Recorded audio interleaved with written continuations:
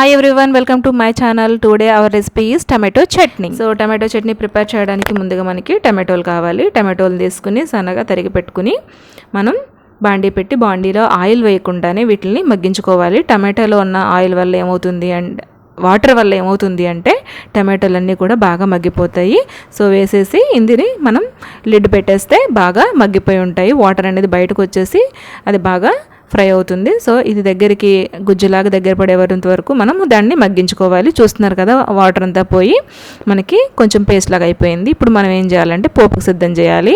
వేరే బాండి పెట్టుకుని దాంట్లో కొంచెం ఆయిల్ వేసుకుని ఆ ఆయిల్ కాగిన తర్వాత వెంటనే ఫస్ట్ మనం వేయాల్సింది ఏంటంటే ఆవాలు వేసుకోవాలి. ఆవాలు అనేవి చిటపటలాడుతూ మనకి వేగిపోయిన వెంటనే మనం అందులో 4-5 వెల్లుల్లి రబ్బల్ని చితకొట్టుకుని అందులో వేసుకోవాలి. వెల్లుల్లిని చాలా బాగా వేగనివ్వాలి.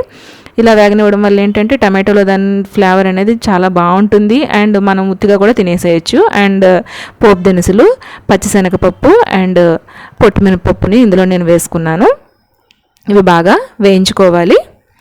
ఇవి బాగా వేగుతున్నప్పుడే మనం కొంచెం జీలకర్రని తీసుకొని ఇందులో మనం యాడ్ చేసుకోవాలి. జీలకర్ర వల్ల కూడా మంచి ఫ్లేవర్ వస్తుంది. సో జీలకర్ర అనేది వేగిపోతుంది బాగా తొందరగా. ఇప్పుడు మనము పచ్చిమిరపకాయలు సన్నగా తరిగి పెట్టుకొని వాటిని కూడా ఇందులో మనం యాడ్ చేసుకోవాలి. మీకు స్పైసీనెస్ ఎక్కువగా కావాలంటే ఇంకొక 2 పచ్చిమిరపకాయలు ఎక్స్ట్రా వేసుకుంటే సరిపోతుంది. ఇక్కడ మనం దీన్ని గ్రైండ్ చేయము, జస్ట్ ఏదైతే ఉడికించిందో దాన్ని పోపు పెట్టేస్తాం అంతే డైరెక్ట్గా. ఇప్పుడు మనము కట్ చేసి పెట్టుకున్న ఎండుమిర్చిని రెండింటిని మనము ఇందులో వేసి వేయించుకోవాలి. ఎప్పుడైనా సరే పవర్ లేదు అనుకున్నప్పుడు ఈ చట్నీని చేసుకుంటే మీకు యూజ్ఫుల్ ఉంటుంది. సో ఫైనల్గా కరివేపాకును వేసాను. సో పోపు అనేది అయిపోయింది. మనకి కలర్ రావడం కోసం ఏంటంటే కొంచెం పసుపుని ఇందులో యాడ్ చేసుకోవచ్చు, లేదా అవసరం లేదనుకుంటే వదిలేసేయండి.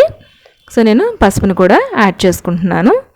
యాడ్ చేసుకుని కొంచెం బాగా వేగిన తర్వాత ముందు ఏదైతే నేను టమాటో గుజ్జుని రెడీ చేసి పెట్టుకున్నాను ఉడికించి, దాన్ని ఇందులో వేసేసి బాండీ హీట్గా ఉన్నప్పుడే దాన్ని కొంచెం కలుపుకోవాలి.